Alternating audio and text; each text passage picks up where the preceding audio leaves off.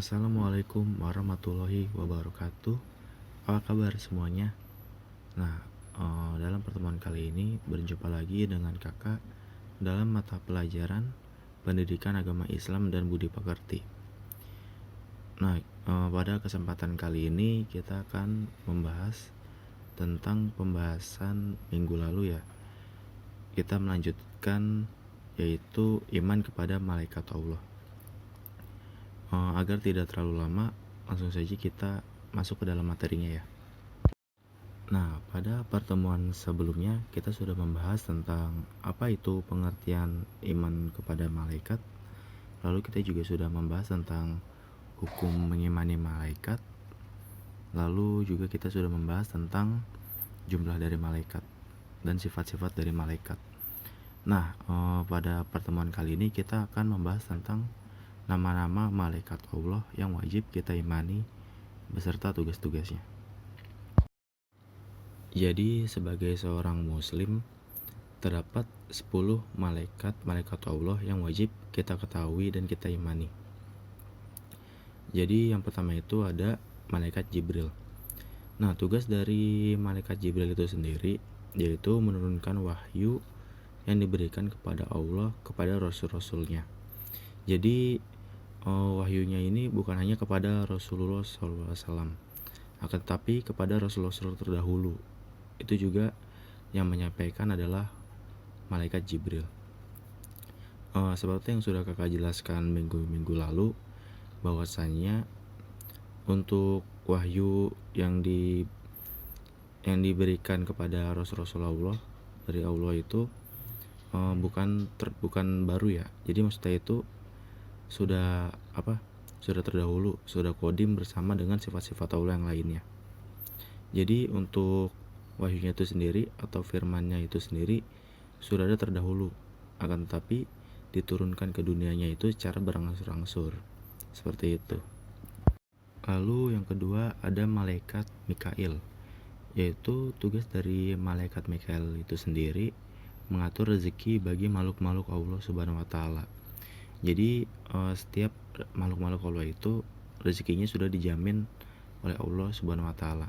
Nah, yang bertugas untuk mengatur dan memberikan rezekinya itu adalah malaikat Mikail. Nah, akan tetapi rezeki setiap makhluknya itu tidak akan tertukar. Kan kita sudah membahas tentang sifat-sifat malaikat tuh pada pertemuan pekan lalu, bahwasanya malaikat itu ketika diberikan perintah oleh Allah, maka malaikat itu melakukannya dengan sempurna tanpa sedikit kesalahan. Nah, selain itu malaikat Mikail dan malaikat Jibril itu juga pernah diperintahkan oleh Allah untuk menemani Rasulullah dalam perjalanan Isra Mi'raj. Lalu juga ketika ingin mensucikan hati Rasulullah. Jadi ketika Rasulullah SAW itu kecil, malaikat Jibril dan malaikat Mikail itu mensucikan hati Rasulullah. Jadi malaikat Jibril itu yang membelah dada Rasulullah, dan sedangkan malaikat Mikail itu yang mengambilkan air zam-zam yang digunakan untuk mencuci hati Rasulullah SAW.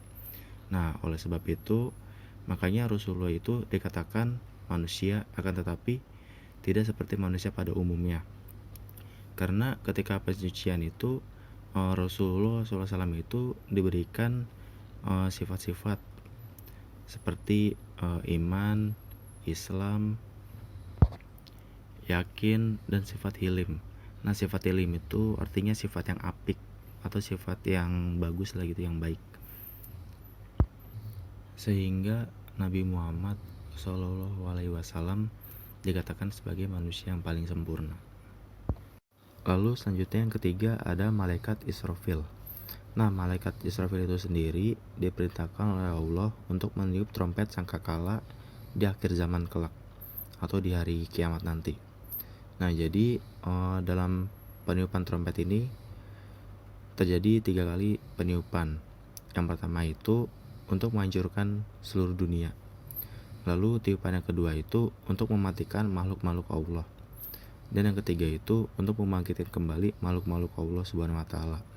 Nah, tadi kan tiupan yang kedua itu kan untuk mematikan seluruh makhluk-makhluk Allah, termaksud malaikat Israfil itu sendiri.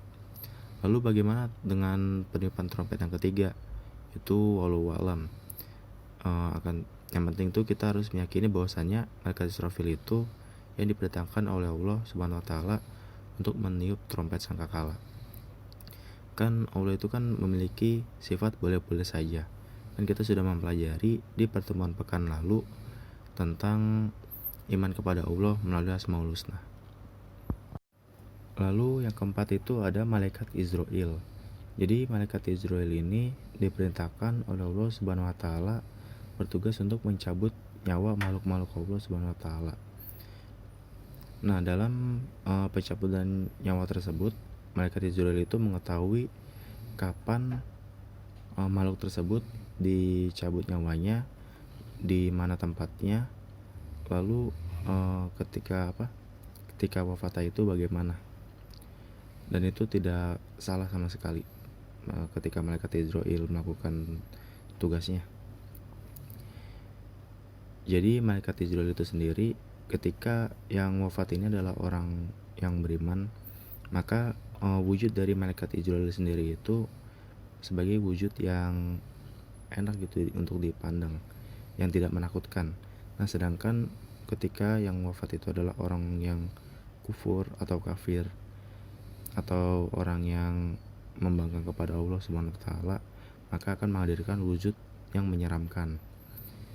Nah, ketika pencabulan nyawa ini prosesnya itu teramat sakit, kan terdapat tuh di dalam suatu riwayat hadis yang akhirnya Rasulullah SAW itu meminta untuk meringankan rasa sakit dari proses pencabutan nyawa itu sendiri. Dari cerita tersebut dapat kita ambil hikmahnya bahwasanya Rasulullah SAW itu teramat menyayangi umatnya, meskipun beliau belum pernah bertemu kepada seluruh umatnya sekalipun. Oleh karena itu, sebagai umatnya, hendaklah kita memperbanyak salawat kepada Rasulullah SAW.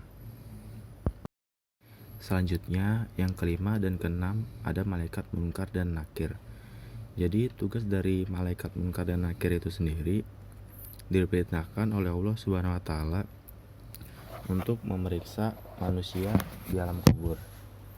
Nah, jadi di alam kuburnya itu sendiri, malaikat munkar dan nakir ini menanyakan perkara-perkara tentang keimanan kepada manusia tersebut. Nah, pertanyaannya itu berupa, yang pertama, man rabbuka, yang kedua, ma dinuka, yang ketiga, man nabiyuka, yang keempat, ma kitabuka, yang kelima, aina kiblatuka, dan yang keenam, man ikhwanuka. Jadi pertanyaan itu, yang pertama, siapa Tuhanmu? Lalu yang kedua, apa agamamu? Lalu yang ketiga, siapa nabimu? Lalu yang keempat, apa kitabmu? Yang kelima, di mana kiblatmu? Dan keenam, siapa saudaramu? Nah, jadi meskipun kita sudah mendapatkan berupa bocoran, ya bisa dikatakan bocoran, pertanyaan-pertanyaan nanti di alam kubur, tapi bagi orang yang kufur, maka mereka itu tidak bisa menjawab pertanyaan dari malaikat ini. Nah, kebalikannya, apabila orang itu beriman kepada Allah Subhanahu wa taala, maka dia bisa menjawab pertanyaan dari malaikat munkar dan nakir dengan lancar. Nah, untuk orang-orang yang tidak dapat menjawab pertanyaan dari malaikat munkar dan malaikat nakir, maka dia akan mendapatkan siksaan di alam kubur.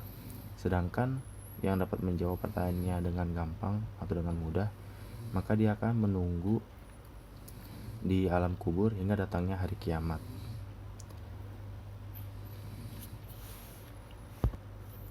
Nah, ketika kita tidak bisa menjawab ini, sering diistilahkan dengan fitnah kubur. Oleh karena itu, kita harus memperbanyak berdoa kepada Allah Subhanahu wa taala agar kita terhindar dari fitnah kubur. Semoga kita dapat terhindar dari fitnah kubur. Amin Allahumma amin.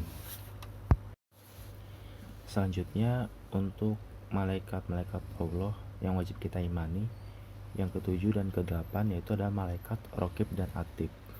Nah, tugas dari malaikat Raqib dan Atid itu sendiri yaitu mencatat amalan-amalan dari setiap manusia atau setiap orang-orang mukmin. Jadi untuk malaikat Raqib itu bertugas untuk mencatat amal-amal baik, dan untuk malaikat Atid itu mencatat amal-amal yang buruk. Nah, kita sebagai manusia, kita harus banyak bersyukur kepada Allah Subhanahu wa taala. Mengapa?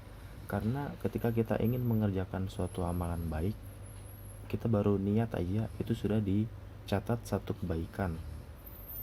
Nah, ketika kita melaksanakan kebaikan itu, maka diberikan catatan yang lebih gitu.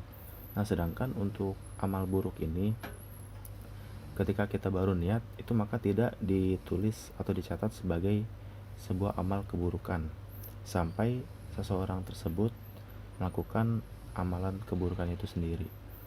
Nah, selain itu, ketika amalan keburukan itu sudah tercatat, kita bisa memohon ampun kepada Allah SWT atau memohon taubat supaya untuk dihapus dari amalan-amalan keburukan itu. Lalu selanjutnya yang ke-9 dan ke-10 yaitu ada malaikat Malik dan malaikat Ridwan. Nah, jadi malaikat Malik dan malaikat Ridwan itu sendiri diperintahkan oleh Allah SWT, yaitu malaikat Malik untuk menjaga pintu neraka dan malaikat Ridwan yaitu untuk menjaga pintu-pintu surga. Nah, selain dari 10 tugas tadi atau dari tugas-tugas 10 malaikat yang sudah kakak sebutkan tadi, sebenarnya ada pula tugas-tugas lain dari malaikat itu sendiri.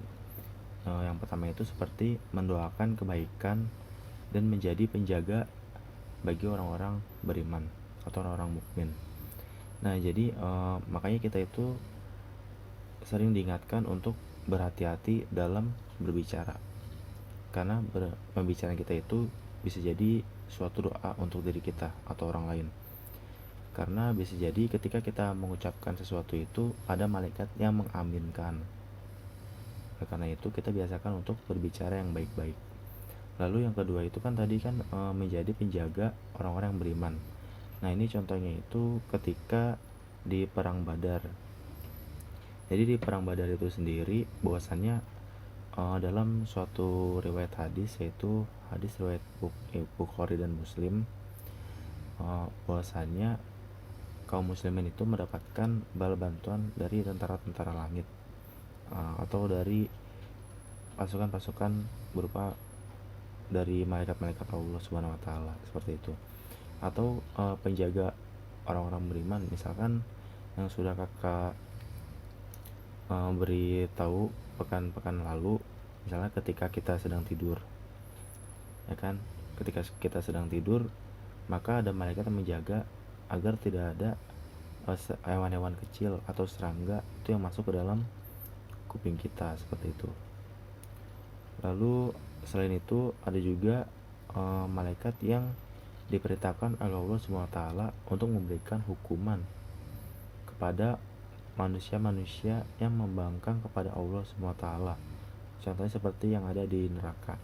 Jadi yang di neraka itu yang memberikan siksaan kepada orang-orang yang membangkang kepada Allah SWT itu berupa malaikat atau hewan-hewan yang diperintahkan oleh Allah Subhanahu wa taala. Meskipun mereka berada di neraka, dengan rahmat Allah mereka tidak merasakan panas atau tersiksa sedikit pun. Mungkin dari kalian ada yang belum menghafal nama-nama malaikat yang wajib kita imani sebagai seorang mukmin. Nah, di sini kakak ada sebuah lagu yang dapat memudahkan kalian untuk menghafal nama-nama malaikat beserta tugas-tugasnya. Perhatikan ya.